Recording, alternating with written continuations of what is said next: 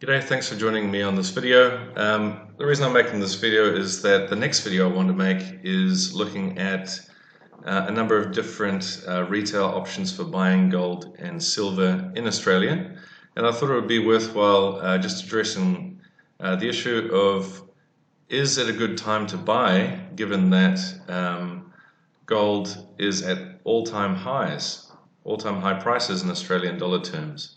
So I'm not an advisor, an expert. I can't give you a buy, buy, buy or a sell, sell, sell signal, and I wouldn't even if I could. I'm just offering you my view and letting you know what I'm up to as well. So let's get into it. So yeah, as I said, gold is at all-time highs in Australian dollars, and we'll have a look at the chart in a little bit. What does that mean? It means different things to different people. So even professional advisors recognize that people have different risk appetites, different means, and different time horizons, and that sort of makes all the difference to what they would advise people to do. But given that prices are all-time highs, that means it's a bad time to buy, right? Well, only if the price keeps going down since it reaches its all-time high. I would argue there's pretty good reasons to believe that it's not a bad time to buy at all. So where do commentators expect gold to go through 2019 and 2020? So I'm going to abdicate that once I've posed the question, just saying there are many different commentators out there. Some are pro-gold, some are anti-gold, some are somewhere in the middle. So I would recommend you to do your own research. I can mention three that are part of my research. Ray Dalio, he's a hedge fund manager, and Jim Rickards, he's an economist and previous economic advisor to the White House. Mike Maloney, who's a gold and silver retailer in America, who puts out some pretty good videos, and that should all be have a counterpoint of the other views as well. But these are some of my favorites. So I started thinking about this question after I read this article, bullionstar.com, pointed to the fact that the gold price is breaking out into multi-year or all-time highs in a number of different currencies. It's got me thinking about the gold price in different currencies, so we'll have a look at a couple. But if you want to check out the blog at bullionstar.com or maybe some of the educational resources, it's a very good site actually. So here's the gold price in the Australian peso. Oh, I mean the Mexican peso. It looks very similar to the gold price in Australian dollars, though. It's set there seems to be three all-time highs since the 2011 all-time high in Australian dollars.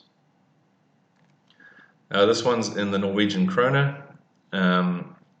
So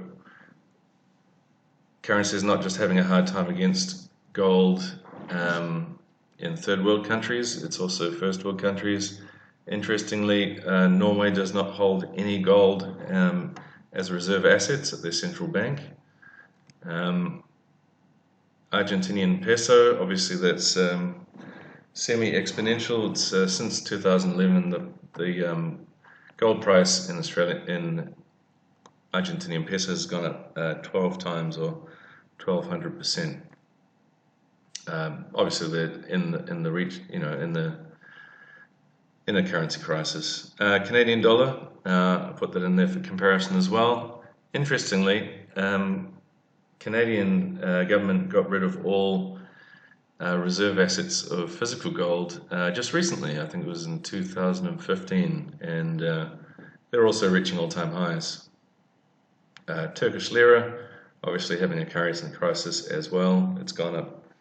The price of gold has gone up 2.7-ish times since 2011. I just put this one in for comparison. I'm not saying this is what's going to happen in any particular currency, although it seems to be happening in some of the weaker currencies. But this was the German mark in the interwar years after the First World War, and clearly there was no time on that time scale where it wouldn't have been a good idea to convert your paper currency into one gold physical mark. And due to the weakness of the currency and oversupply, overprinting by the government, the value of the paper currency reduced exponentially over that time. That's just one of the risks of holding paper currencies versus physical gold. So I talked about gold in US dollar terms. So what does that look like?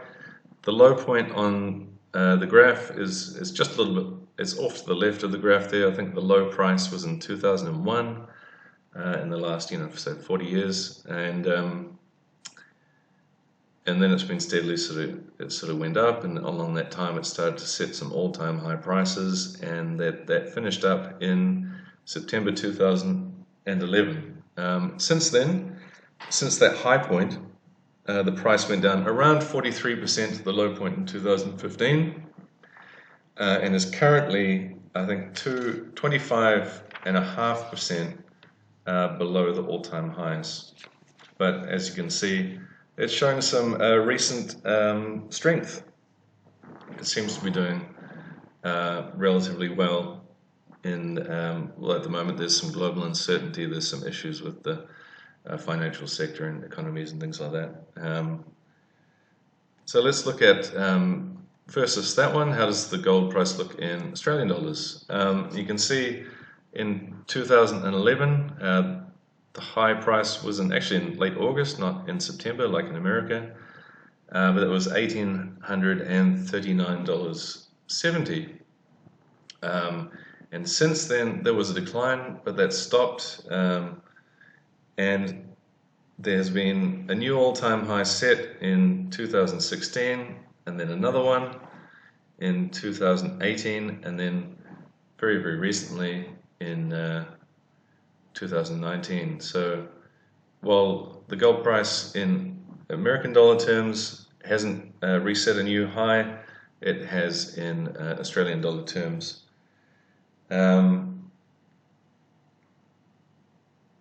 Oh, and there's one bit I missed out. There was an all-time high which I didn't label. There's one there in 2008.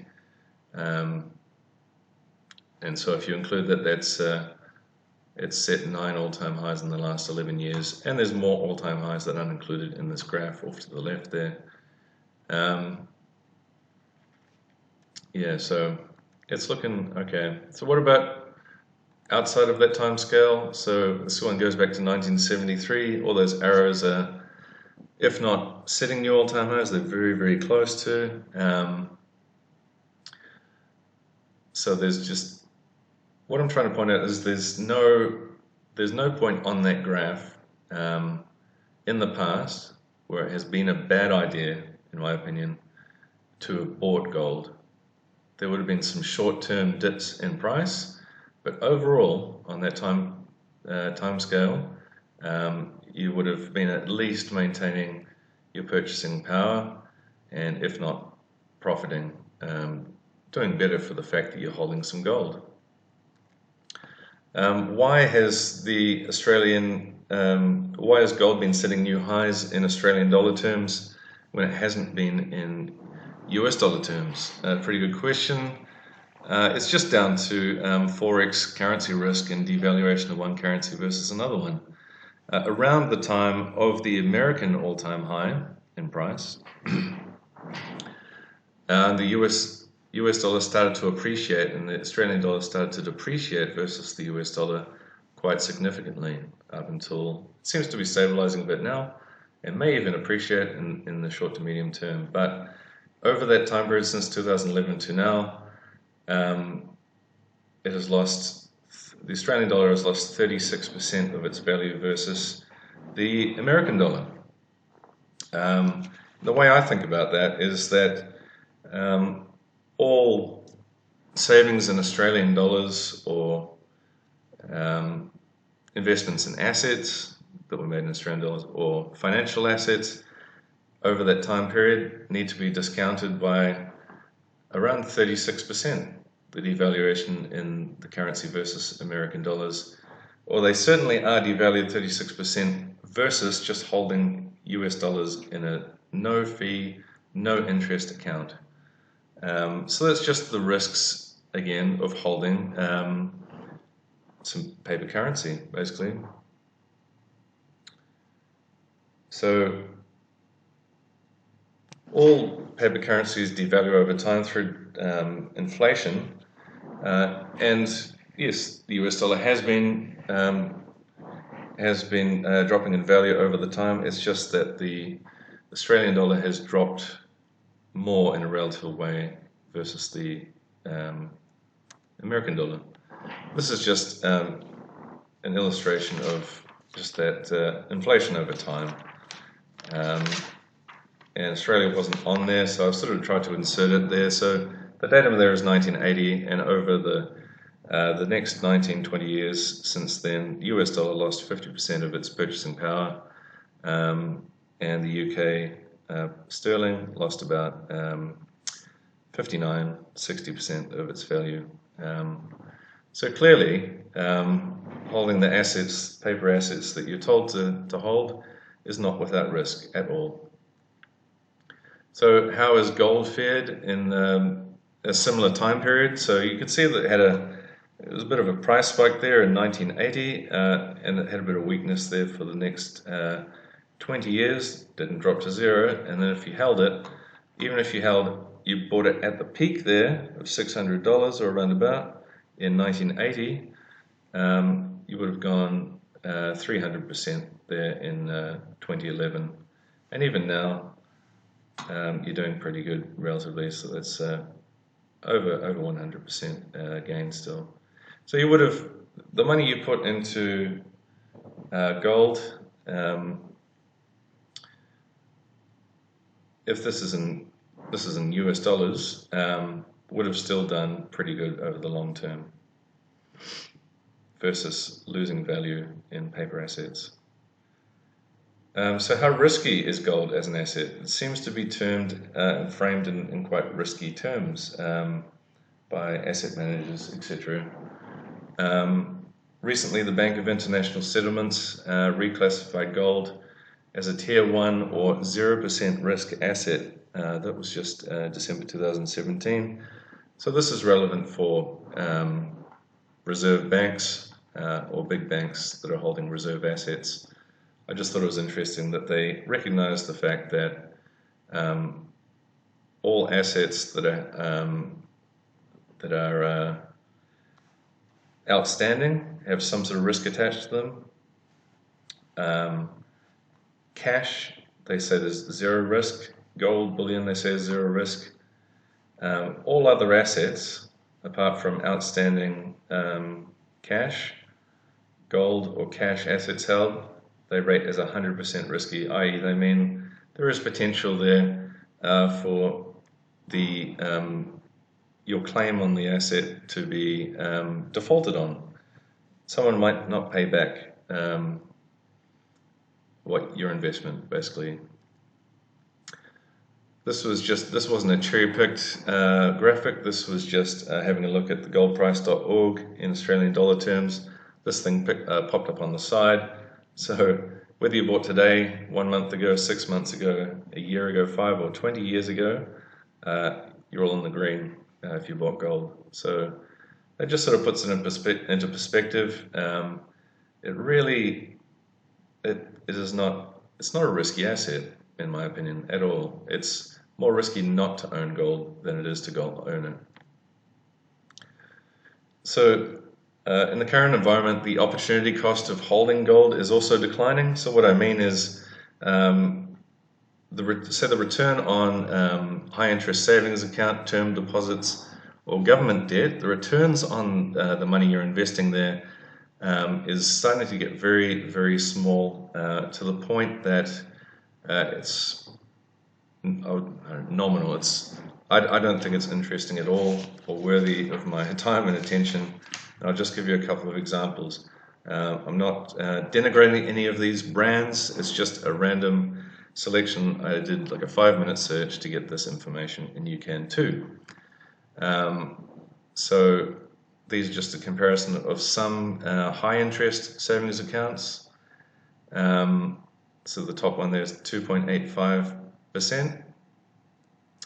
Term deposits, so that's for 6 months, so I'm not sure what the 12-month rate is. So for example, at AMP1 you'd get 1% back after, if you had a 6 months term deposit, 1% of your initial investment back. That's really around the margin of error in my opinion. It's not an interesting return at all. 10-year bond yield in the Australian market, government bonds, 1.3467, 1.3% over 10 years. You're locked in. These are not interesting rates of return. So what I'm trying to illustrate here is one of the biggest arguments made against holding gold as an asset is that it doesn't return anything on your investment. There's no dividend, there's no interest rate return. Yes, but other interest rates that are available in the market are almost reaching zero or very, very low levels, and it's starting to become gold is starting to become a lot more interesting in comparison, if not in absolute terms. So what have I done? I've recently liquidated both my savings in US dollars and Australian dollars to buy gold. So I've converted it 100% into gold. These are by no means large amounts of money. I just had a few $1,000s in each, and I've converted that into gold. And it's not all my savings at all. I still maintain well, at least 6 months worth of savings. And I assume a rather high expense rate as well in my savings. I assume I'm going to be spending like I'm not going to be spending if it actually happens. And I put that into interest-bearing accounts returning above 7% interest. And I'm not going to say where that is, but it's obviously not in Australia. Otherwise, you're just losing the value of your currency through inflation. So what has changed for me researching gold? I've started to view, and I hope it's not doesn't seem like a radical view, but it just seems to me that the more paper currency you have, the more you're going the wrong way. You're walking up a down escalator. So you're trying to make nominal gains on a currency that's depreciating in absolute terms. And in my view, it seems to, during the making of this video, I really had the thought a number of times that I might like to put a larger percentage of my savings in gold. But anyway, I appreciate you dropping around. Please put a comment on there, especially a request for different subjects that you might like to see a video on. I've got a bit of free time at the moment. I enjoy making these videos. It is still a bit of a new thing for me, so please give me a like. I would appreciate you sharing this video to anyone you think might benefit. And yeah, thanks very much for stopping by. Cheers.